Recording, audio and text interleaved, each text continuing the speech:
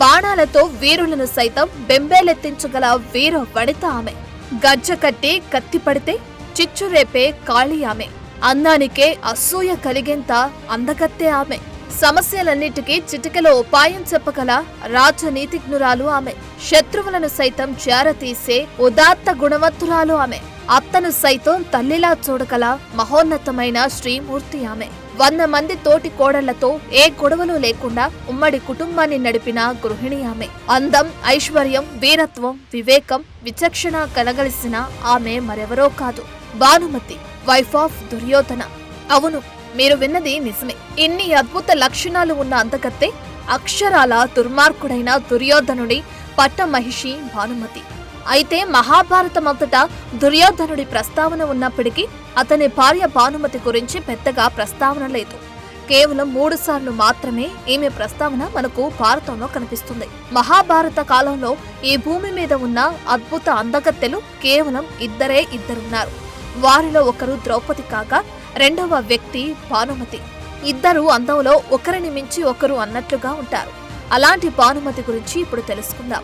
భానుమతి కాంభోజ రాజు చిత్రాంగద రాణి చంద్రముఖుల కుమార్తె. రాజు చిత్రాంగదుడు ద్రోణాచార్యుని మిత్రుడు కూడా. అయితే కొంతమంది ఈమె కాశీరాజు కుమార్తె అని, రాజు సుశర్మలకు చెల్లెలని కొన్ని చోట్ల ప్రస్తావించారు. ఇంకొంతమంది ఈమె ప్రాజ్ఞోత్తిష రాజు భగదత్తుని కుమార్తె అని కూడా చెప్పారు. మరికొంతమంది ఈమె శల్యుడి కుమార్తె అని. ఈ శల్యుడు ఎవరో కాదు, పాండురాజు రెండవ భార్య మాద్రికి సోదరుడు, నకుల సహదేవుడికి మేనమామ.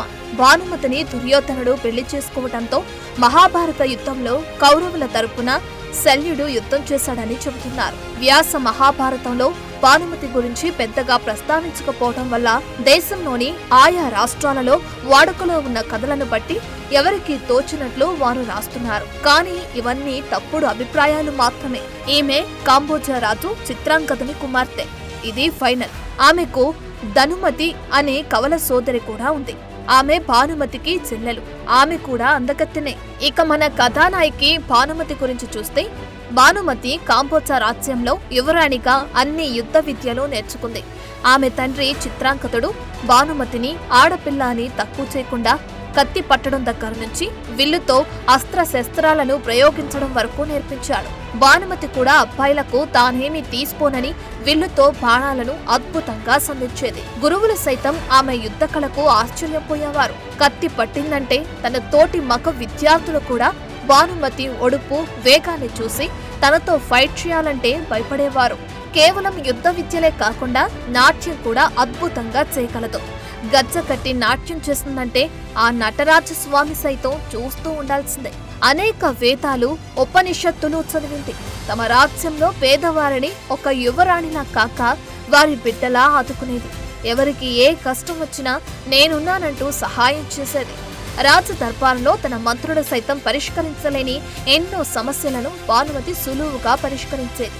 ఆమె తండ్రితో పాటు మంత్రులు, సామంతులు, రాజ్య ప్రజలు కూడా భానుమతి తెలివితేటలను ఎంతగానో మెచ్చుకునేవారు. భానుమతి గురించి ఒక్క మాటలో చెప్పాలంటే, మన తెలుగు సినిమా అరుంధతిలో అనుష్కల అంతకు మించి ధైర్య సాహసాలు, మానవత్వం ప్రదర్శించేది. మనకు కాకతీయ యువరాణి రుద్రమదేవి గురించి తెలుసు కదా. భానుమతి కూడా అలాగే యుద్ధం చేయగల ధీర వనిత.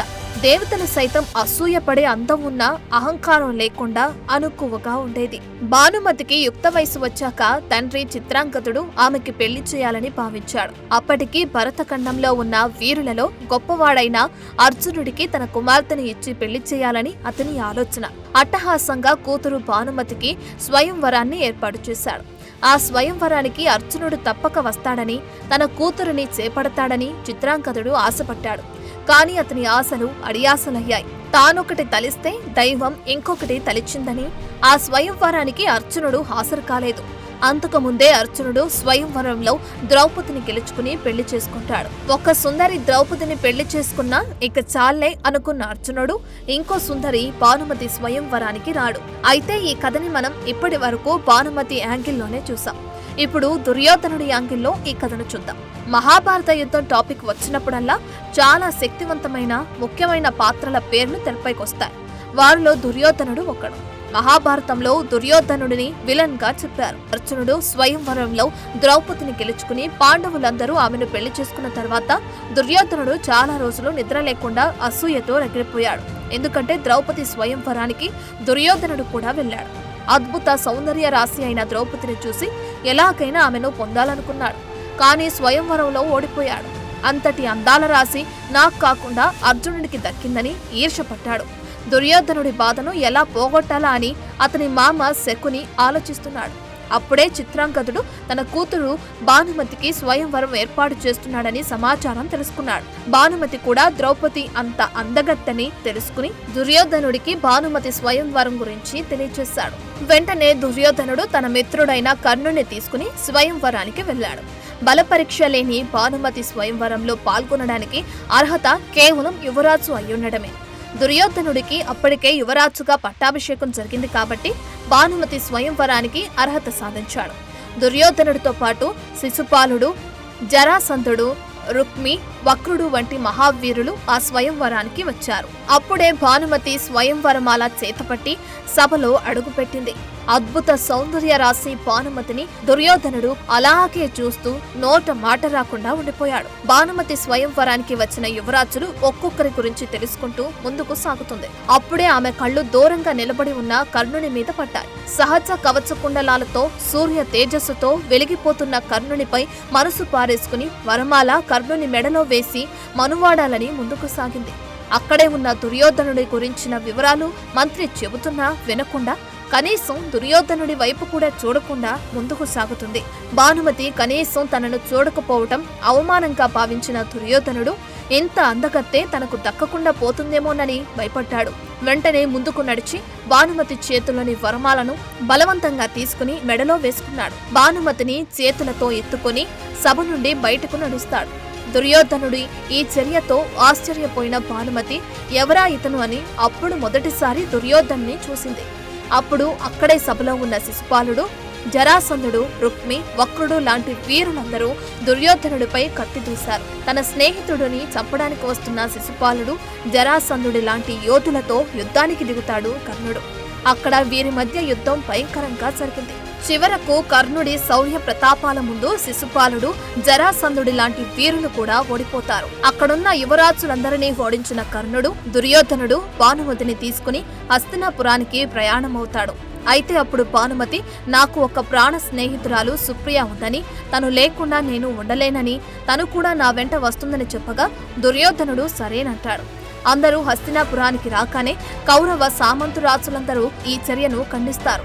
అప్పుడు దుర్యోధనుడు, మా తాత భీష్మాచార్యుడు కూడా తన పినతల్లి కుమారుడైన విచిత్ర వీర్యుడి కోసం అంబాలికలను ఎత్తుకొచ్చాడని, ఆయన చేస్తే తప్పు కానిది నేను చేస్తే తప్పయిందా అని ప్రశ్నించేసరికి అక్కడే ఉన్న భీష్ముడు రాక్షస వివాహం శాస్త్ర సమ్మతమేనని భానుమతికి దుర్యోధనుడికి పెళ్లి జరిపిస్తాడు. తన స్నేహితురాలైన సుప్రియను పెళ్లి చేసుకోమని భానుమతి కర్ణుణ్ణి కోరుతుంది. అప్పుడు కర్ణుడు తన రెండవ భార్యగా సుప్రియను పెళ్లాడతాడు. అయితే భానుమతికి ఇష్టం లేకుండా దుర్యోధనుడితో పెళ్లి జరిగినప్పటికీ ఆనాటి పతివ్రత నియమాలకనుగుణంగా దుర్యోధనుని భర్తగా మనస్ఫూర్తిగా అంగీకరిస్తుంది. భారీగా తను చేయాల్సిన అన్ని పనులను దుర్యోధనుడికి చేసింది. అయితే స్వయంవరంలో తను కర్ణుణ్ణి చూసి మనసు పట్ట అతను తన భర్త దుర్యోధనుడికి ప్రాణ స్నేహితుడు కాబట్టి కర్ణుడిని తన అన్నగా భావిస్తుంది. గుడ్డివాడైన ధృతరాష్ట్రుడి కోసం తన కళ్లను కూడా కంతలు కట్టుకున్న అత్త గాంధారి త్యాగాన్ని ఎంతగానో మెచ్చుకుని రాణి గాంధారికి కూతురిలా ఎన్నో సపర్యలు చేసింది. భానుమతి తెలివితేటలు, చాకచక్యం, అత్తమామల పట్ల ఉన్న గౌరవం చూసి గాంధారి, ధృతరాష్ట్రులు కూడా ఎంతో మెచ్చుకునేవారు. మా ఇంటికి కోడలు కాదు కూతురొచ్చిందని అందరికీ చెప్పి మురిసిపోయేవారు. భానుమతి కూడా దుశ్శాసనుడితో సహా 99 మంది మరుదులను, అలాగే ఆడపడుచు దుశ్శలను సైతం ఎంతో గౌరవంగా ప్రేమగా చూసుకునేది. ఇంటికి పెద్ద కోడలిగా మరుదులందరికీ పెళ్లిళ్లు చేసి వచ్చిన తోటి కోడలతో ఎంతో స్నేహంగా ఉండి ఉమ్మడి కుటుంబంలో అన్నతమ్ముల మధ్య ఎటువంటి గొడవలు లేకుండా చూసుకుంది. తద్వారా 100 మంది కౌరవ సోదరుడు ఒక్కడిగా దుర్యోధనుడి వెనుక నిలబడ్డారు. దుర్యోధనుడు చెప్పాడని పాండవులతో యుద్ధం చేశారు. అయితే ఇక్కడ భానుమతికి కృష్ణుడికి మధ్య ఉన్న సంబంధం గురించి కథ ఒకటి చెప్పాలి. ఒకసారి కృష్ణుడు హస్తినాపురంలో అతిథిగా కొన్నాళ్ళుంటాడు. అప్పుడే కొత్తగా పెళ్లైన భానుమతికి కేవలం 17 ఏళ్ల వయసే. దుర్యోధనుడు శ్రీకృష్ణుడికి తన సోదరులకు స్నేహితులకు పార్టీ ఏర్పాటు చేస్తాడు. అక్కడున్న అందరూ మద్యం సేవిస్తూ ఆడుతూ పాడుతూ ఉంటారు. భానుమతి కూడా మద్యం సేవిస్తుంది. అప్పుడే ఆమె కృష్ణుణ్ణి చూస్తుంది. నెమలి పింఛంతో అందంగా ఉన్న శ్రీకృష్ణుడికి మద్యం పోస్తుంది. దానిని కొంచెం తాగుతాడు శ్రీకృష్ణుడు. భానుమతి కూడా మద్యం బాగుందని పెగ్గు మీద పెగ్గు లాగిస్తుంది. అక్కడున్న దుర్యోధనుడు అతని స్నేహితులు అందరూ ఫుల్లుగా తాగి పడిపోతారు. అక్కడ ఒక్క శ్రీకృష్ణుడు మాత్రమే కంట్రోల్లో ఉంటాడు. తాగిన మత్తులో ఉన్న భానుమతి తనేం చేస్తుందో కూడా తెలియని స్థితిలో వయస్సు చేసే అల్లరి తట్టుకోలేక అందగాడైన శ్రీకృష్ణుణ్ణి మోహిస్తుంది. అతని చేతుల్లో వాలిపోయి తనను ఏదో ఒకటి చేయమని కోరుతుంది. అసలే అద్భుతమైన అందగత్తైన భానుమతిని వేరే ఎవరన్నా అయితే ఆమె మానాన్ని దోచుకునేవారు. కానీ శ్రీకృష్ణుడు మాత్రం అలా చేయలేదు. తన చేతుల్లో వాలిన భానుమతిని ఒక చిన్న బిడ్డను పట్టుకున్నట్లుగా పట్టుకుని తీసుకుని వెళ్లి రాజమందిరంలోని ఆమె శయనాగారంలో పడుకోబెడతాడు. భానుమతి హస్తినాపురానికి రాణి. తను తొందరపడి ఏమైనా చేస్తే ఒక రాణిగా ఆమె జీవితం నాశనం అవుతుందని భావించి అక్కడి నుంచి వెళ్లిపోతాడు. అప్పుడే అక్కడకు వచ్చిన గాంధారికి ఏమీ చెప్పకుండా మద్యం ఎక్కువగా సేవించిందని చెప్తాడు. మరుసటి రోజు మత్తు దిగిన భానుమతి గత రాత్రి జరిగింది జ్ఞాపకం వచ్చి సిగ్గుపడి శ్రీకృష్ణుణ్ణి క్షమించమని వేడుకుంటుంది. అందుకు శ్రీకృష్ణుడు నవ్వి, ఆ మద్యం ప్రభావం వల్ల నీవు అలా ప్రవర్తించావు. బేసిక్గా నీవు చాలా మంచిదానివి అని చెప్పి ఆమెను తన చెల్లెలిగా స్వీకరిస్తానని, నీకు ఏ కష్టం వచ్చినా అన్నగా ఆదుకుంటానని అభయం ఇస్తాడు. అప్పట్నుంచి భానుమతి కృష్ణ భక్తురాలవుతుంది. ఆమె చనిపోయే వరకు శ్రీకృష్ణుణ్ణే పూజించింది. ఆయన మాటను గౌరవించింది. అలాగే భానుమతికి కర్ణుడికి మధ్య ఉన్న సంబంధం గురించి కూడా ఇంకో కథ ప్రచారంలో ఉంది. దాని ప్రకారంగా ఒకసారి భానుమతి కర్ణుడు పాచికల ఆట ఆడతారు. ఒకరిపై ఒకరు ఎత్తులు పై ఎత్తులు వేసుకుంటూ సరదాగా హుషారుగా పాచికలు ఆడుతుంటారు. ఆట చివరకొచ్చేసరికి కర్ణుడు గెలుస్తున్నాడని తేలిపోతుంది. ఇంతలో బయట నుంచి దుర్యోధనుడు ఆ గదిలోకి ప్రవేశిస్తాడు. భర్తను చూసిన భానుమతి గౌరవంగా లేచి నిలబడుతుంది. అయితే కర్ణుడు అటువైపు తిరిగుండటంతో తను వెనుకనున్న దుర్యోధనుని చూడలేకపోతాడు. తను గెలవబోతున్న కాబట్టే భానుమతి లేచి వెళ్లిపోతుందని భావించి ఆమెను వెళ్లకుండా ఆపాలనే ఉద్దేశంతో ఆమె ముఖానికి అడ్డుగా ఉన్న ముత్యాల పొదిగిన వస్త్రాన్ని లాగుతాడు. అప్పుడు దాని దారం తెగిపోయి ముత్యాలన్నీ నేలపై పడతాయి. ఆ సన్నివేశాన్ని చూసిన దుర్యోధనుడు ఏం చేస్తాడో తెలియక భయంగా భర్తను చూస్తూ ఉంటుంది భానుమతి. ఆమె ఏమీ మాట్లాడకుండా సైలెంట్ గా ఉండి గుమ్మం వైపు చూస్తుండటంతో కర్ణుడు కూడా గుమ్మం వైపు తిరుగుతాడు. అక్కడే వేళ్లనే చూస్తున్న దుర్యోధనుని చూసి కర్ణుడు కూడా లేచి నిలబడి తన స్నేహితుడు ఏమంటాడోనని, మన ఇద్దరిని ఇలా చూసి అపార్థం చేసుకుంటాడేమోనని భయపడతాడు. అయితే దుర్యోధనుడు వారిద్దరి వైపు ఒకసారి చూసి భానుమతి దగ్గరకు వచ్చి, ముత్యాలు నేనేరివ్వాలా లేక మీరే ఏరుకుంటారా అంటూ అక్కడి నుంచి నవ్వుతూ వెళ్లిపోతాడు. దుర్యోధనుడు అన్న ఈ ఒక్క మాటతో భానుమతికి అతనిపై ఎక్కువ ప్రేమ పెరుగుతుంది. కర్ణుడికి కూడా దుర్యోధనుపై ఎంతో గౌరవం పెరుగుతుంది. నిజానికి దుర్యోధనుడు తన భార్య భానుమతిని కానీ తన ప్రాణ స్నేహితుడు కర్ణుని కానీ అనుమానించలేదు. అతని స్థానంలో వేరే ఎవరున్నా వారిద్దరిని తప్పక అనుమానించేవారు. కానీ దుర్యోధనుడికి తన భార్య భానుమతిపై ఎంతో ప్రేమ ఉంది. అంతకు మించి ఎక్కువగా కర్ణుడిపై నమ్మకం ఉంది. దుర్యోధనుడు పాండవులపై అసూయతో కోపంతో ఉన్నప్పటికీ ఇంట్లో మాత్రం తన తల్లి తండ్రుల పట్ల కానీ భార్య భానుమతి పట్ల కానీ 99 మంది సోదరుల పట్ల కానీ చాలా ప్రేమగా ఉండేవాడు. వారి అవసరాలు కోరికలు ఎప్పటికప్పుడు తీర్చేవాడు. సోదరి దుస్సలను కూడా అమితంగా ప్రేమించేవాడు. కాలగమనంలో భానుమతికి దుర్యోధనుడికి 2 కవల పిల్లలు జన్మించారు. కూతురు లక్ష్మణ, కొడుకు లక్ష్మణ కుమారుడు. మహాభారత యుద్ధంలో అభిమన్యుడి చేతిలో కొడుకు లక్ష్మణ కుమారుడు మరణిస్తాడు. కూతురు లక్ష్మణను శ్రీకృష్ణుడు జాంబవతికి జన్మించిన సాంబుడు వివాహం చేసుకుంటాడు. భానుమతికి తన బంధువైన పాండవులు, వారి తల్లి కుంతి అన్న ఎంతో ప్రేమ, గౌరవం. కుంతి కూడా భానుమతిని తన కోడలు ద్రౌపదిలాగానే ప్రేమగా చూసేది. ఇక భానుమతికి ద్రౌపదికి ఇద్దరికి ఒకరంటే ఒకరికి ఎంతో ప్రేమ. వీరిద్దరూ అసమాన అందగత్తెలైనా ఎవ్వరికీ పొగరు, గర్వం ఉండేవి కావు. సొంత అక్కా చెల్లెల మాదిరిగా స్నేహంగా ఉండేవారు. అయితే ధర్మరాజు జోదంలో శకుని చేతిలో ఓడి తన తమ్ముళ్లతో పాటు ద్రౌపదిని కూడా పందెంలో కోల్పోతాడు. అప్పుడు దుర్యోధనుడు ద్రౌపదిని సభకు దాసీగా ఏడ్చుకురమ్మని దుశ్శాసనుని పంపగా, ద్రౌపది కూడా నాలాగే నీకు వదిన అవుతుందని, వదిన తల్లితో సమానమని, ద్రౌపది మీద చేవేస్తే నా మీద వేసినట్టేనని దుశ్శాసనుని అడ్డుకుంటుంది భానుమతి. నిస్సహాయంగా సభలోకి తిరిగి వచ్చిన దుశ్శాసనుడిని చూసి ఏమైందని దుర్యోధనుడు అడక్క వదిన భానుమతి అడ్డుకుందని చెబుతాడు. ఆగ్రహించిన దుర్యోధనుడు కోపంతో ఎలాగైనా ద్రౌపదిని లాక్కురమ్మని దుశ్శాసనుడికి ఒక రాజుగా ఆజ్ఞ జారీ చేస్తాడు. అన్నమాట జవదాటని దుశ్శాసనుడు ద్రౌపదిని సభకు ఈడ్చుకువచ్చి దుర్యోధనుడి కోరిక ప్రకారం వస్త్రాపరణం చేయబోతాడు. ద్రౌపదిని కాపాడలేకపోయానని బాధపడిన భానుమతి ఒకసారి శ్రీకృష్ణుడు తనకిచ్చిన మాటను గుర్తుకు తెచ్చి కృష్ణుడిని ప్రార్థించి ద్రౌపదిని కాపాడమని వేడుకుంటుంది.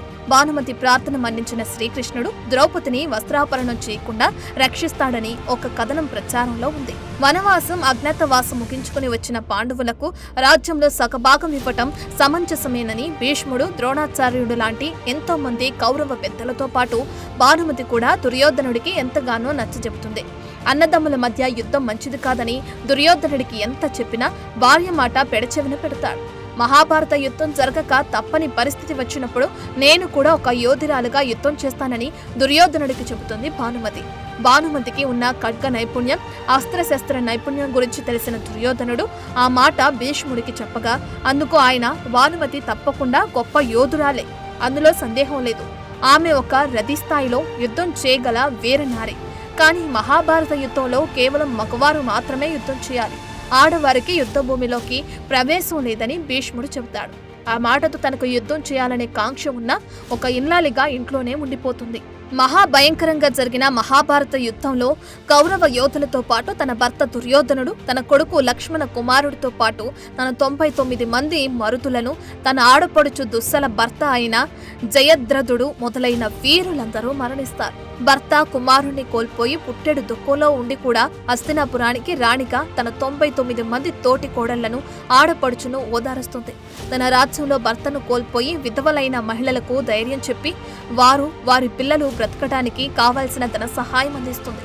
అయితే ఇంకొక కథ ప్రకారం మహాభారత యుద్ధం ముగిసిన తర్వాత విధవరాలైన భానుమతిని చూసిన శ్రీకృష్ణుడు అర్జున్ని పెళ్లి చేసుకోవాలని కోరతాడు. అందుకు భానుమతి అంగీకరించదు. అయితే పాండవులు, కౌరవులు ఈ తరంలో శత్రుత్వం పెంచుకొని యుద్ధం చేసి చనిపోయారు. అయితే భవిష్యత్తు తరంలో పిల్లలు కూడా ఇలాగే శత్రువులుగా ఉండకుండా అన్నదమ్ములుగా కలిసిపోవాలంటే నీవు తప్పక అర్జున్ని పెళ్లి చేసుకోవాలని, ఈ పెళ్లి నీ సుఖం కోసం కాదు, కౌరవ పాండవుల పిల్లల శ్రేయస్సు కోసమని కృష్ణుడు నచ్చజెబుతాడు. అత్త గాంధారి, మామ ధృతరాష్ట్రుడు కూడా నచ్చజెప్పడంతో భానుమతి అర్జున్ని పెళ్లి చేసుకుంటుంది. అయితే ఇది కొన్ని రాష్ట్రాల్లో చెప్పుకునే కథ మాత్రమే. వ్యాస భారతంలో భానుమతి అర్జునుడిని పెళ్లి చేసుకుందని ఎక్కడా చెప్పలేదు. సో ఇది మహా అందకతే యోధురాలైన భానుమతి చరిత్ర. ఈ వీడియో మీకు నచ్చితే లైక్ చేయండి, షేర్ చేయండి, అలాగే మా ఛానల్ని సబ్స్క్రైబ్ చేసుకోండి. For more videos like this, subscribe Big TV channel.